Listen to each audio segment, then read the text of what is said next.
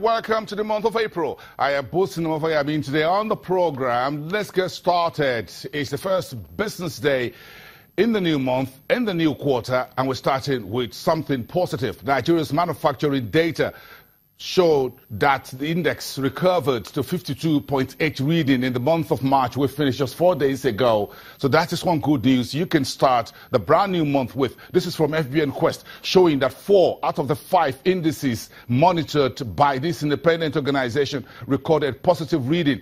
And who was responsible? The Central Bank of Nigeria. This is what the report, just within the hour, says, that the increase in the headline reading, that's Nigeria's manufacturing, from 50.0 posted in February reflects an improvement in business confidence within the manufacturing sector. It went on to say that the driver of costs has been the central bank's measures at end of February to boost FX liquidity. This includes its intervention through the forward market.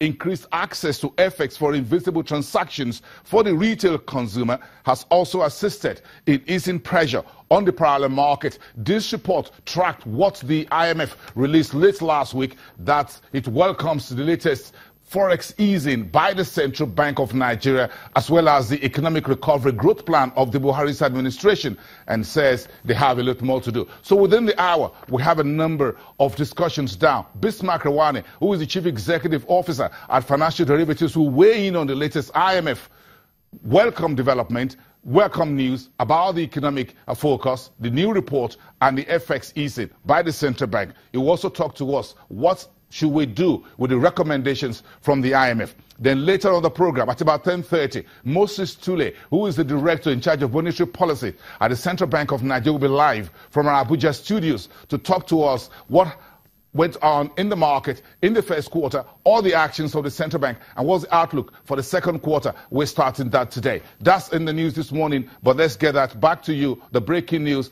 Nigeria's Purchasing Managers Index recovered in the month of March, much better than February, reading 52.8 on that index, showing that manufacturing is getting back on track, with the exception in the indices for new employment. Unemployment remains very sticky in the manufacturing sector. That's one news you need to put by the side of your notepad and get on with the rest. So we're starting a brand new month, and there's a lot to do, a bit of a carryover from last year into the new year, and now we're starting Q2. So what is going to happen? We're looking at the National Assembly pledging to finalize its work on the budget 2017. They pledged this with them before the end of the new month. The last budget, 2016, was passed late April, now been extended onto the 1st of May before the new budget will kick in. So the National Assembly will have to get down to serious business as far as the 2017 appropriations are concerned, starting from today. Meantime, we're keeping our eye on Udoma's Budget and National Planning Ministry, as the IMF says it welcomes its new economic recovery and growth plan called the ERGP. We'll talk about that before the end of the week, getting Senator Udoma to talk to us. What's the update as far as this document is concerned? Now that the IMF says, well, the document is welcome, but you have a lot of work to do. Meantime, it's still hanging somewhere, and it's still being kicked around, and that's the petroleum industry bill. One of the sticky points for which the petroleum drivers says they're going on strike from today. We'll keep an eye on the PIB. The junior minister for the oil sector, Dr. Ebeka Chiku, says that document has been broken down into 4 pieces, or 4 parts, we want to put it that way, and we'll see how that gets moving in the new quarter, in the new month of April, starting the quarter with that. Now, we'll take a bit of a look back, a set of economic data, secondary economic data. You call it inflation. First quarter GDP. We expect the Bureau of Statistics, Dr. Yebikali, to release those numbers within the month, as well as the unemployment figure for the first quarter and the month of March in particular. Of course, then you move on to the first quarter earnings that we'll be expecting from the market from the second week of April. The early birds in the banking sector, for example, Access, UBA, Zenith, GT Bank, we expect those companies to start reporting and give us an insight into what the new year 2017 look like with the first quarter, and all the, well, a bit of a pat on the back for Godwin Emefiele and the rest of his team as far as the FX is concerned. Now, The promise earlier in the year was that the green bonds will debut in the month of March. We missed that deadline. So the key question, will the new green bonds debut in the second quarter? That's a question for the DMO and the Ministry of Environment. Also this month, the Debt Office will conduct its monthly auction in 3 weeks from now.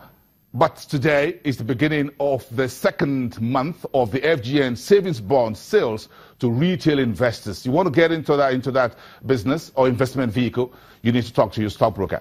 That's starting from today.